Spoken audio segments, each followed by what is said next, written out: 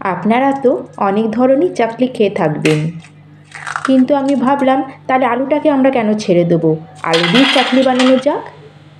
আর আলুটা এমনই একটা জিনিস যে জিনিসের মধ্যে পড়ে যাবে তার শোভাই বাড়িয়ে দেবে। হ্যালো এভরিওয়ান, আমি অর্পিতা, ফ্লেভার উইথ অর্পিতার চ্যানেলে আপনাদের সকলকে স্বাগত। আর আজ আমি আপনাদের বানিয়ে দেখাবো সেদ্ধ করে রাখা আলু দিয়ে আলুর চাকলি। আর এটা খুবই খাস্তাও তৈরি হবে, তার সাথে খুবই ক্রিস্পিও হবে। আর এটা আপনারা অনেক দিন পর্যন্ত স্টোর করেও রাখতে পারবেন। তাহলে চলুন আর দেরি না করে শুরু করা যাক আজকের রেসিপি। আর এই রেসিপিটা বানানোর জন্য সবার প্রথমে এখানে আমাদের লাগবে একটা আলু, আর আলুটা আমাদের সেদ্ধ আলু লাগবে। আলুটাকে প্রথমে আমি সেদ্ধ করে ঠান্ডা করে তারপরে খোসা ছাড়িয়ে নিয়েছি। আর এখন নিয়েছি একটা গ্রাইন্ডিং জার, আর জারের মধ্যে আমরা আলুটাকে ছোট ছোট টুকরো করে এখন আমরা কেটে দিয়ে দেবো। আর আপনারা সেদ্ধ করে রাখা আলুই দেবেন। আর আমি সেদ্ধ করে রাখা আলু দিয়ে আজকে এই চাকলিটা বানিয়ে দেখাচ্ছি। আর এখানে আমি পুরো আলুটাকে কেটে গ্রাইন্ডিং জারের মধ্যে দিয়ে দিয়েছি। আর এখন কিছু ইনগ্রিডিয়েন্টস আমি এর মধ্যে দেবো। আর এবার এর মধ্যে দিয়ে দেবো 1 ইঞ্চি মতো আদার টুকরো। আদাটাকে আমি ছোট ছোট টুকরো করে এর মধ্যে দিয়ে দিলাম। আর তার সাথে এখানে নিয়েছি আমি 2খানা কাঁচা লঙ্কা। আর আপনারা যদি আদা দিতে পছন্দ না করেন তাহলে আদাটা আপনারা স্কিপ করতে পারেন, আর যদি লঙ্কা দিতেও পছন্দ না করেন তাহলে লঙ্কাটাকেও স্কিপ করতে পারেন। আর এখন আমি এর মধ্যে অ্যাড করব জল। আর আমি 1/2 কাপ মতো এখানে জল অ্যাড করলাম। আর ঘরে যে নর্মাল জল আমরা খাই সেই জলই এখানে দিলাম। আর এখন একটা আমরা ফাইন পেস্ট করে এটাকে নিয়ে আসবো, এর মধ্যে যেন কোনো লাম্পস না থাকে। আর যদি পেস্ট করার পরে যদি আপনাদের মনে হয় আলুর কোনো লাম্পস আছে তাহলে এটাকে আপনারা আরেকবার পেস্ট করে নেবেন। আর দেখুন বন্ধুরা, কত সুন্দর একটা আমাদের ফাইন পেস্ট রেডি হয়ে গেছে। আর এটা লঙ্কার আদা দিয়েছি, খুব ইজিলি এটা পেস্ট হয়ে যায়, কোনো অসুবিধা হয় না। তাহলে এখন এটাকে আমরা একটু সাইডে রেখে দেবো। আর এই চাকলি বানানোর জন্য এখানে আমি নিয়েছি চালের গুঁড়ো। আর এখানে আমি 2 বাটি চালের গুঁড়ো নিয়েছি। আর এখানে আমি ছোটো বাটিরই 2 বাটি এরম চালের গুঁড়ো নিয়েছি। আর যদি ওয়েটে বলি তাহলে এটা মোটামুটি 100 গ্রাম মতো চালের গুঁড়ো হবে। আর আপনারা যে কোনো একটা বাটি বা কাপ মেপে মেজারমেন্টটা নিতে পারেন। আর যে বাটি মাপ করে আমি 2 বাটি চালের গুঁড়ো নিয়েছিলাম সেই বাটি মাপ করে এখানে আমি দিয়ে দিলাম 1 বাটি বেসন। আর চালের গুঁড়ো এখানে দিলে আমাদের চাকলিগুলো খুবই ক্রিস্পি তৈরি হবে, আর বেসন দেওয়াতে এটা আমাদের খুবই খাস্তা হবে। এই জন্যই আমি দুটোকেই অ্যাড করেছি। আর এখন আমরা চালের গুঁড়ো আর বেসনটাকে ভালো করে মিক্স করে নেব। আটা আর বেসনটাকে ভালো করে মিক্স করে দেওয়ার পরে এখন এর মধ্যে অ্যাড করে দেবো আমি স্বাদ অনুযায়ী নুন। আমি এখানে মোটামুটি 1/2 চামচ মতো নুন অ্যাড করেছি। আর তার সাথে এখানে অ্যাড করে দিলাম আমি 1 চামচ মতো সাদা তিল। আর এখন এর মধ্যে অ্যাড করে দেবো আমি 1/2 চামচ মতো জোয়ান, যেটা ডাইজেশনের জন্য খুবই ভালো আর ফ্লেভারটাও খুব ভালো আসবে। হাতে এভাবে একটু ক্র্যাশ করে এটা অ্যাড করব। আর এটাকে আরও ক্রিস্পি আর খাস্তা তৈরি করার জন্য এখানে আমি ব্যবহার করব ঘি বা তেল। আর এখানে আমি 2 চামচ থেকে 3 চামচই ঘি ব্যবহার করব। আর তেল দিলেও এখানে আমরা 3 থেকে 4 চামচই তেল অ্যাড করব। কিন্তু আপনারা অবশ্যই তেলের জায়গায় ঘি দেওয়ার চেষ্টা করবেন, তাহলে খুবই সুন্দর চাকলিগুলো তৈরি হবে। আর এখানে আপনারা ময়ান দেওয়ার জন্য 2 থেকে 3 চামচ মতোই ঘি বা তেল অ্যাড করবেন, বেশি দেবেন না। আর আপনারা যদি বেশি ঘি বা তেল ইউজ করেন তাহলে কিন্তু চাকলিগুলো ভেঙে যেতে পারে। সেজন্য এখানে ময়ানটা একদম আমাদের পারফেক্ট তৈরি হতে হবে। আর এইভাবে আমরা হাতে তালুতে রেখে আর এক হাত দিয়ে ভালো করে ঘষে ঘষে আমরা ঘির ভালো করে ময়ামটা দিয়ে নেব। আর যখন আমরা হাতের মুঠো করে দেখব যদি মুঠোটা ঠিকমতো ডালা হচ্ছে তাহলে বুঝবেন যে আমাদের ময়ামটা একদম পারফেক্ট তৈরি হয়েছে। আর এইভাবে যদি আমরা ময়ামটা দিই তাহলে কিন্তু আমাদের একদম পারফেক্ট এখানে আলুর চাকলিটা তৈরি হবে। আর আমাদের ময়াম দেওয়ার পরে আমরা যে আলুর পেস্টটা বানিয়ে রেখেছিলাম এখন এই পেস্টটাকে এর মধ্যে অ্যাড করব। কিন্তু এখানে পুরো আলুর পেস্টটা আমরা ব্যবহার করব না, আমি 2 থেকে 3 চামচ মতো এখানে পেস্টটা অ্যাড করেছি।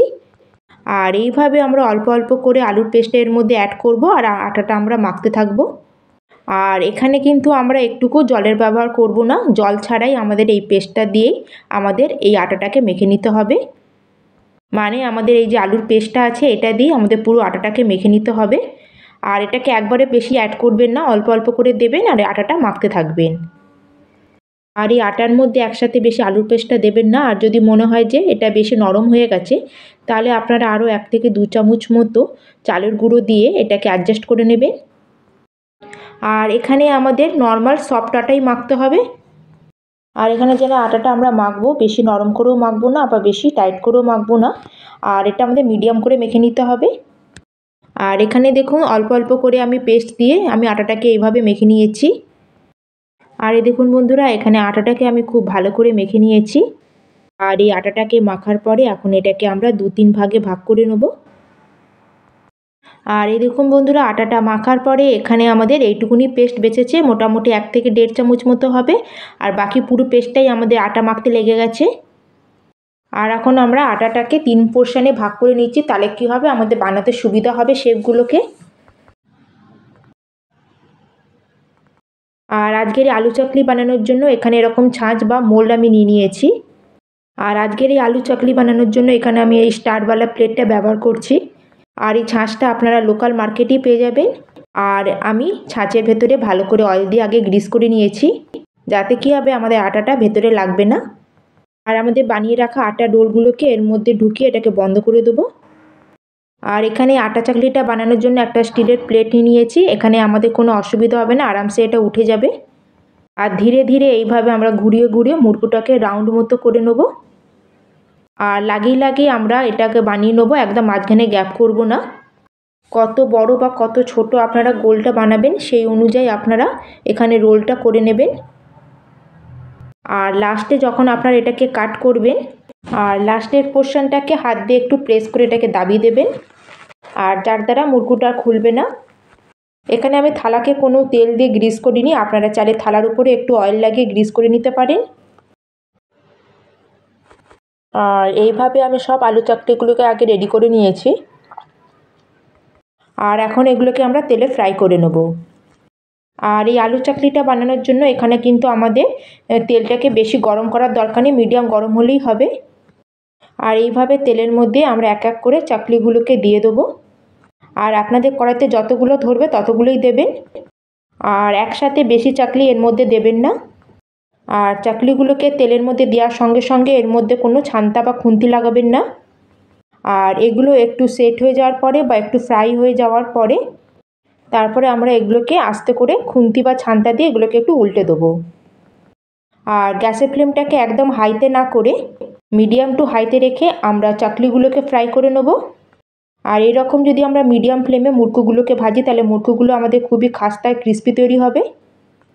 কিন্তু যদি মুড়কোগুলোকে একদম হাইতে করে আমরা ভাজি তাহলে মুড়কোগুলো কিন্তু উপর থেকে কালার হয়ে যাবে আর ভেতর থেকে কাঁচা থেকে যাবে, আর এটা ক্রিস্পিও তৈরি হবে না। আর এইভাবে হালকা হালকা গোল্ডেন কালার চলে আসলে এগুলোকে আমরা একটা জালির মধ্যে বার করে নেব, যাতে এর মধ্যে যে এক্সট্রা অয়েলটা থাকবে সেটা যেন পুরো ভালো করে বেরিয়ে যায়। আর এখানে দেখুন একটাও কিন্তু আমাদের চাকলি তেলের মধ্যে খুলে যায়নি, কত সুন্দর লাগছে দেখতে। আর এটা একদম ক্রিস্পিও তৈরি হয়েছে। আর এবার আমি সেকেন্ড ব্যাচে বাকি চাকলিগুলোকে দিয়ে ফ্রাই করে নিচ্ছি। আর এইভাবে এগুলোকে উল্টে পাল্টে আমাদের গোল্ডেন কালার হয়ে গেলে এগুলোকে তেল থেকে আমাদের তেল ঝরিয়ে বার করে নিতে হবে। আর এর আওয়াজ শুনে আপনারা বুঝতে পারছেন এটা কতটা ক্রিস্পি তৈরি হয়েছে। আর এগুলো যতটা ঠান্ডা হবে তত এগুলো আরও ক্রিস্পি তৈরি হবে। আর এটাকে আপনার কোনো এয়ারটাইট কন্টেনারে 15 থেকে 20 দিন স্টোর করে রেখে খেতে পারবেন। তাহলে বন্ধুরা, আজকের আমার এই রেসিপি আপনাদের কেমন লাগলো অবশ্যই কিন্তু আমাকে কমেন্ট করে জানাবেন। ভালো লাগলে একটা লাইক করবেন, শেয়ার করবেন, আর চ্যানেলে যদি নতুন বন্ধু হয়ে থাকেন তাহলে প্লিজ চ্যানেলটিকে সাবস্ক্রাইব করে দেবেন।